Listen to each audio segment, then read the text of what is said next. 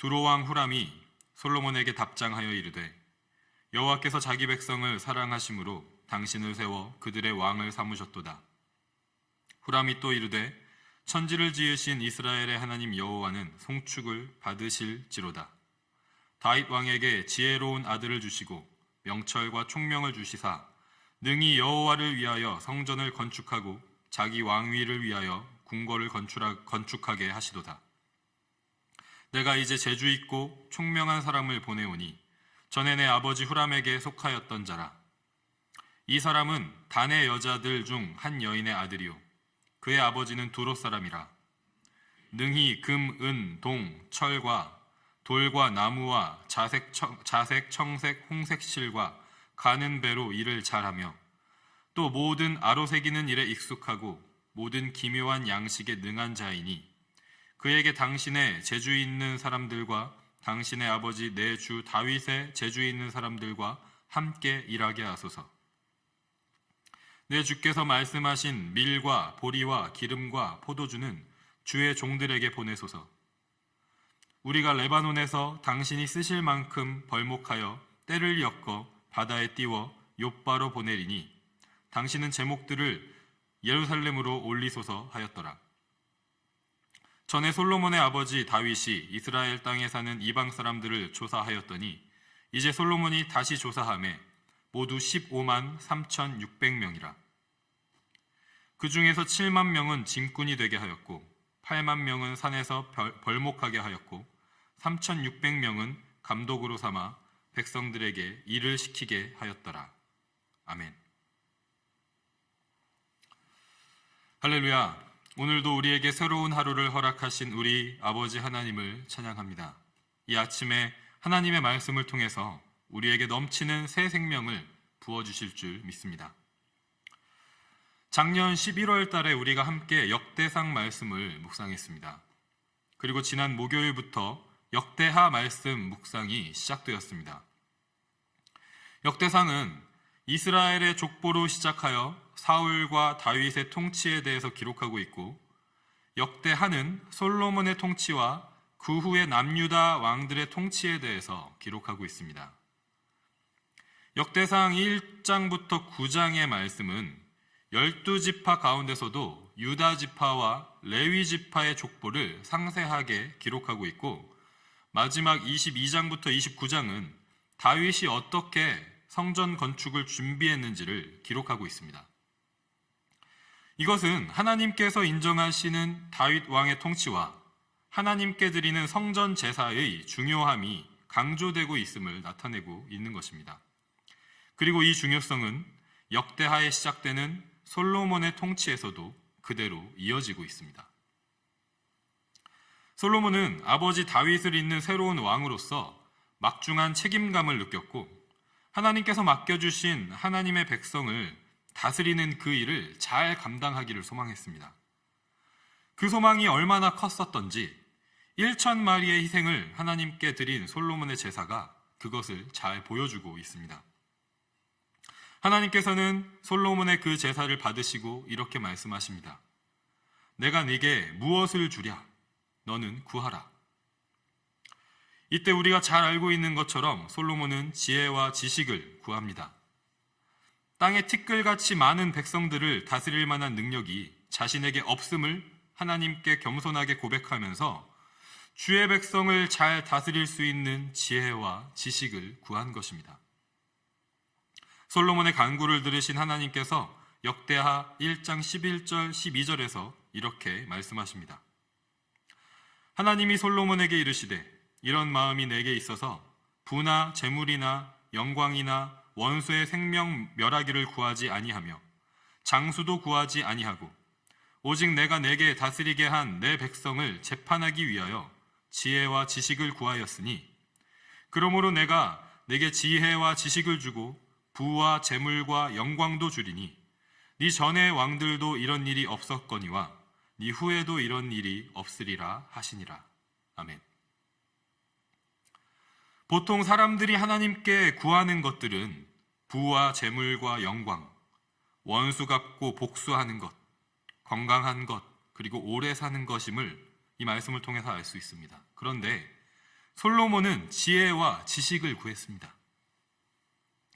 솔로몬이 구한 것이 사람들이 보통 구하는 부와 명예와 원수 갚는 것과 오래 사는 것처럼 1차원적이고 본능적인 것들과 구별되기 때문에 특별한 것이 아닙니다.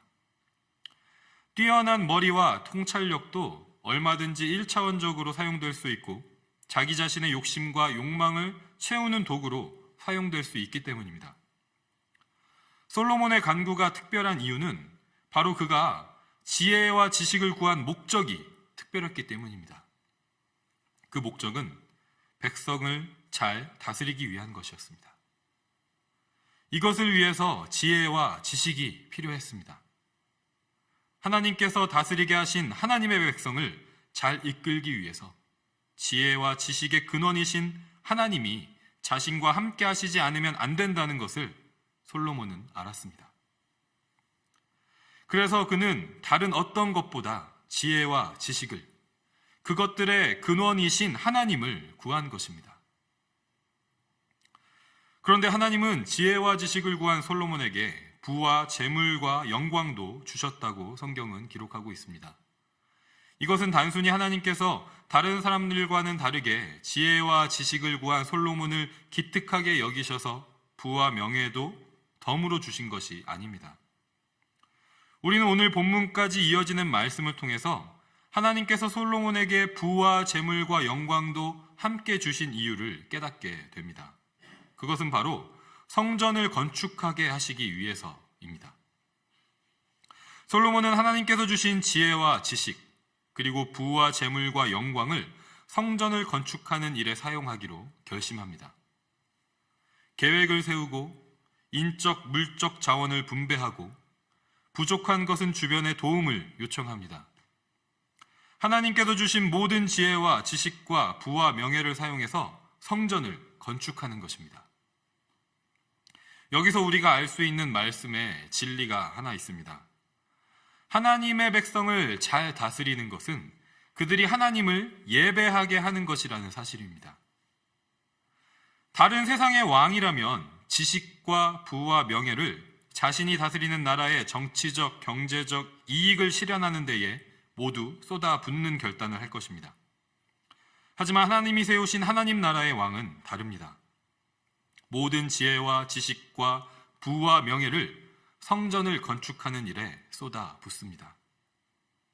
역대하 2장 4절의 고백처럼 주 앞에서 향재료를 사르며 항상 떡을 차려놓으며 안식일과 초하루와 우리 하나님 여호와의 절기에 아침 저녁으로 번제를 드리기 위해서 성전을 건축하는 일을 최우선으로 합니다. 이러한 말씀의 진리는 출애굽기의 내용과도 일맥상통합니다. 하나님께서 이스라엘 백성들을 이집트에서 구출하신 첫 번째 이유와 목적은 그들이 하나님께 제사를 드리게 하기 위해서였습니다. 그리고 십계명을 주신 후에 가장 많은 부분을 통해서 자세하게 말씀하신 내용이 성막을 어떻게 만드는지에 대한 것이었습니다. 또한 이스라엘 백성들이 하나님의 말씀대로 성막을 만들 수 있었던 것은 그들이 출애굽할 때 이집트 사람들로부터 받아서 가지고 나온 물건들이 있었기 때문입니다. 출애굽기 12장 35절 36절 말씀입니다. 이스라엘 자손이 모세의 말대로 하여 애굽 사람에게 은금 패물과 의복을 구하매 여호와께서 애굽 사람들에게 이스라엘 백성에게 은혜를 입히게 하사 그들이 구하는 대로 주게 하심으로 그들이 애굽 사람의 물품을 취하였더라. 하나님께서는 이스라엘 백성들을 이집트에서 구출하여 내셨습니다. 그런데 단순히 그들을 힘든 노예 생활에서 해방시키기 위해서가 아니라 창조자이시고 구원자이신 하나님 안에서 진정한 자유를 누리게 하시기 위해서 구출하신 것입니다. 진정한 자유는 하나님과의 관계를 회복하는 것이기 때문에 그들에게 말씀으로 예배를 가르치셨습니다. 어떻게 예배를 드려야 하는지에 대해서도 자세하게 모두 알려주셨습니다. 그리고 그 예배를 드릴 수 있도록 필요한 물질도 허락하셨습니다. 이스라엘 백성들에게 말씀을 주시고 필요한 물질을 주셔서 성막을 만들게 하신 하나님께서 솔로몬에게 지혜와 지식과 부와 재물과 영광을 주셔서 성전을 건축하게 하신 것입니다. 이것이 하나님의 백성을 잘 다스리는 길임을 가르쳐 주신 것입니다. 우리도 이스라엘 백성들처럼 솔로몬처럼 이 길을 함께 가기를 원합니다. 성막을 만들고 성전을 건축하여 하나님의 백성으로서 다스림받는 기초를 잘 세우기를 소망합니다. 그렇다면 우리가 어떻게 하는 것이 지혜와 지식과 부와 영광을 다 사용해서 하나님의 성전을 건축하는 것일까요? 저에게는 사실 성전 건축에 대한 아픈 경험이 있습니다. 저는 중학교 3학년 때 예수님을 인격적으로 만나고 경험했습니다. 그때 제가 신앙생활을 했던 교회, 저에게는 정말 감사하고 소중한 믿음의 공동체가 있었습니다. 그 당시 90년대 말, 2000년대 초에는 교회마다 너도 나도 성전 건축에 앞장섰던 시기였고, 상가 건물을 빌려서 사용하던 저희 교회도 성전 건축을 시작했습니다. 제가 고3 시절과 대학교 1학년 시기에 건축이 진행되어서 건축 헌금을 할 수 있는 형편이 되지 않았기 때문에 방학 때 성전 건축 공사 현장에 가서 말 그대로 직접 벽돌을 지고 나르면서 성전 건축에 힘을 보탰었던 시절이 있었습니다. 건축을 모두 마무리하고 봉헌 예배를 드리면서 이제 우리 교회 건물이 생겼다는 기쁨도 있었지만 건축을 진행하는 중에 많은 분란과 어려움도 있었습니다. 저와 가장 친했던 형의 가족이 교회를 떠났고 가장 친한 친구도 교회를 옮겼습니다. 아픔은 건축을 끝낸 후에 더 깊어졌습니다. 담임 목사님께서 불미스러운 일로 교회를 떠나시게 되었고 그 과정에서 상처받고 실족한 지체들도 교회를 떠났습니다. 가장 안타까운 것은 그때 교회를 떠난 지체들, 저와 학생부, 청년부 생활을 같이 하면서 함께 은혜를 나누고 신앙생활을 했던 형, 누나, 동생들이 지금까지도 신앙을 떠나 있다는 사실입니다. 그때의 성전 건축은 많은 사람들에게 상처와 아픔을 남겼고 하나님과의 관계를 깨지게 했습니다. 당시에는 어려서 무슨 일이 일어난지도 모르고 상처와 아픔으로만 남았는데 돌이켜보면 성전 건축의 의미를 제대로 이해하지 못하고 있었던 것 같습니다. 단순히 상가교회의 서름에서 벗어나서 이제 우리 교회 건물이 생긴다는 기쁨이 앞섰던 것이 사실이고 우리도 이제 다른 교회처럼 더 그럴듯해 보이고 더 유명해질 수 있겠다라는 기대가 있었던 것도 사실이었던 것 같습니다. 그런데 솔로몬의 고백을 통해서 우리는 성전 건축의 의미를 분명하게 깨닫게 됩니다. 역대하 2장 5절과 6절 말씀입니다. 내가 건축하고자 하는 성전은 크니 우리 하나님은 모든 신들보다 크심이라. 누가 능히 하나님을 위하여 성전을 건축하리요. 하늘과 하늘들의 하늘이라도 주를 용납하지 못하겠거든. 내가 누구이기에 어찌 능히 그를 위하여 성전을 건축하리요. 그 앞에 분향하려 할 따름이니이다. 아멘. 솔로몬은 모든 신들보다 크신 하나님을 위해서 큰 성전을 건축하고 싶다고 말합니다. 하지만 자신이 아무리 큰 성전을 건축한다고 하더라도 하나님을 위해서 성전을 건축할 수 있는 사람은 이 땅에 없다는 것을 인정하고 고백합니다. 하늘과 땅의 모든 것의 주인이신 하나님, 그 크신 하나님은 애초에 자신이 건축하려고 하는 성전에만 계실 수 있는 분이 아니라는 것을 고백하고 있는 것입니다. 그는 단지 이스라엘 백성을 자신의 백성으로 선택하신 하나님께 분향하고 제사하고 예배드릴 성전을 건축할 뿐임을 고백하고 있습니다. 솔로몬은 이스라엘의 여호와 하나님이시지만 본질적으로는 모든 만물과 모든 나라의 주인이신 하나님을 위해서 성전을 건축하고 있는 것입니다.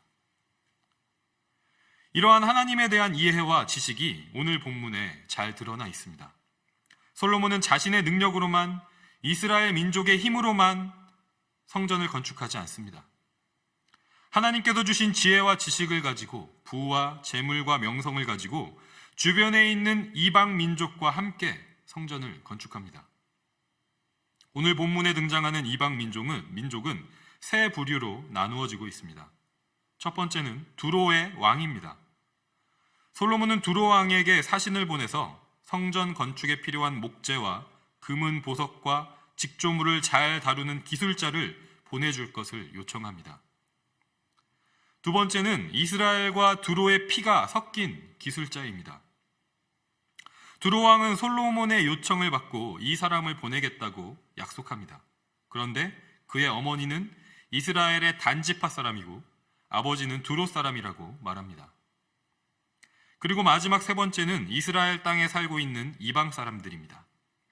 그들은 모두 15만 3,600명인데 솔로몬은 그들을 짐꾼으로, 벌목하는 사람으로, 그리고 감독자로 세워서 성전을 건축하는 일을 하도록 했습니다. 여기서 우리가 분명하게 깨닫게 되는 것은 여호와를 위하여 성전을 건축하는 일이 이스라엘 민족만의 일이 아니었다라는 것입니다. 이 일은 이스라엘 민족뿐만 아니라 이방 민족의 왕, 이방 민족과 피가 섞인 혼혈인, 그리고 이스라엘에 거주하는 이방 사람들이 모두 함께 한 일이었습니다.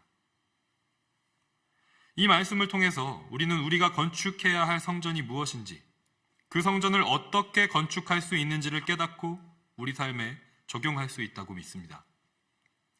우리가 건축해야 할 성전은 단순한 건물이 아닙니다. 성전 혹은 교회 건물 자체가 우리에게 주는 기쁨과 유익과 편리함도 분명히 있지만 우리가 본질적으로 건축하고 지어야 할 성전은 우리의 만족을 위한 것이 아닙니다. 왜냐하면 성전은 하나님을 위한 것이기 때문입니다. 그리고 그 하나님은 우리만의 하나님이 아니십니다.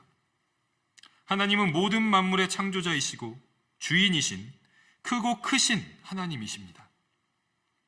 따라서 이스라엘만의 하나님이실 수 없고 유대인만의 하나님이실 수 없는 것입니다. 바벨론 포로 생활을 마치고 돌아온 이스라엘 백성들은 이 사실을 깊이 알아야 했습니다. 70년이라는 세월 동안 모든 것이 변했기 때문이죠. 돌아온 이스라엘 백성들은 대부분 바벨론에서 태어난 2세 혹은 3세들이었고 그들이 돌아온 이스라엘 땅은 더 이상 이스라엘 민족만의 땅이 아니었습니다. 그들 주변에는 순수 이스라엘 혈통의 사람들만 있는 것이 아니라 혼혈인들과 이방인들도 함께 섞여 있었습니다. 이 가운데 그들이 다시 고백해야 할 하나님은 이스라엘만의 하나님, 유대인만의 하나님이 아니라 모든 만물의 주인, 모든 민족의 왕이신 하나님이셨던 것입니다. 마찬가지로 하나님은 한국교회만의 하나님이실 수도 없고 한국 이민교회만의 하나님이실 수도 없는 것입니다. 따라서 우리가 세우고 건축해야 할 성전은 우리만을 위한 성전이 될 수 없는 것입니다. 물론 같은 민족의 사람들이 모여서 삶과 신앙을 나눌 때 우리가 누릴 수 있는 풍성함과 유익이 있습니다. 그래서 다양한 인종이 모여 사는 이민사회에는 많은 교회들이 민족성이라는 기준으로 세워지고 또 운영되고 모여서 예배를 드리게 됩니다. 그런데 동시에 우리는 본질적으로 민족성을 뛰어넘는 성전을 함께 세우고 건축해 나아가야 한다는 것입니다. 이 일을 통해서 우리는 하나님은 특정 민족이나 인종만을 위한 하나님이 아니라 모든 민족과 나라, 온 하늘과 온 땅의 하나님이심을 함께 선포하고 전하게 되는 것입니다. 요즘 코비드 팬데믹의 여파로 세계적으로 중국인에 대한 안 좋은 여론과 인식이 퍼지면서 특별히 미국 내에 아시아계 인종차별이 갈수록 더 심해지고 있는 것 같습니다.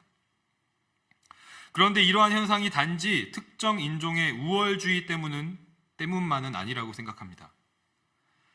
우리 아시아인들이 일방적인 피해자는 아니라는 것입니다. 우리 스스로를 돌아볼 때 우리는 어떠한지 한번 돌아볼 필요가 있다고 생각합니다. 우리는 같은 아시아인이면서도 그 안에서 서로 다른 나라에 대한 편견을 가지고 차별하는 모습이 많이 있지 않습니까?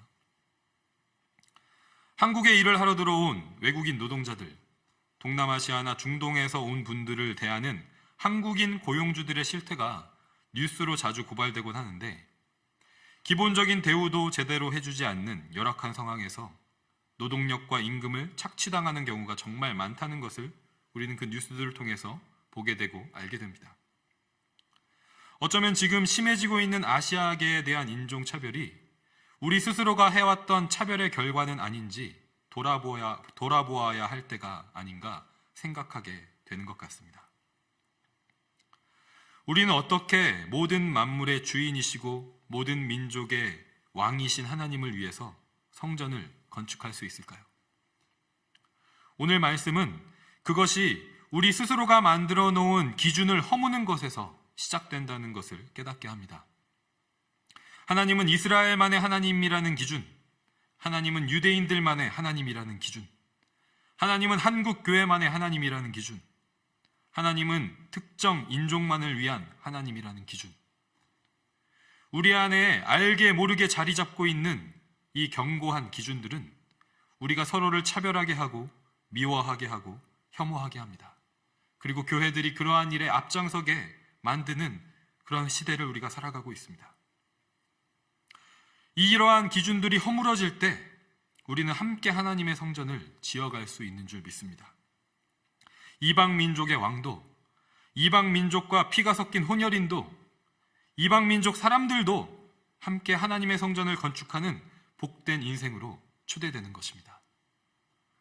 하나님의 이러한 은혜가 우리에게 있었기 때문에 이방인이었던 저와 여러분도 지금 하나님의 성전을 함께 세워가는 은혜의 자리에 있는 것입니다. 사랑하는 성도 여러분, 하나님께서 우리에게 지혜와 지식을 주시길 기도합니다. 또한 필요한 물질과 자원도 주시길 기도합니다. 그래서 우리가 하나님의 성전을 건축하고 짓는 일을 계속해 나아가길 소망합니다. 눈에 보이는 건물을 세우는 일이 아니라 보이지 않지만 영원한 하나님의 성전을 건축하기를 원합니다. 우리에게 주신 지혜와 지식과 자원을 모든 만물의 주인이신 하나님의 성전을 건축하는 일에 사용하길 원합니다. 그래서 차별과 미움과 분노의 마음을 주는 모든 기준들을 허물고 아직 이방인의 자리에 있는 영혼들을 초청하여 함께 하나님의 성전을 건축하고 지어가는 저와 여러분의 삶이 되기를, 우리 에드몬튼 한인장로교회 믿음의 공동체가 되기를 주님의 이름으로 간절히 소망하고 축복합니다.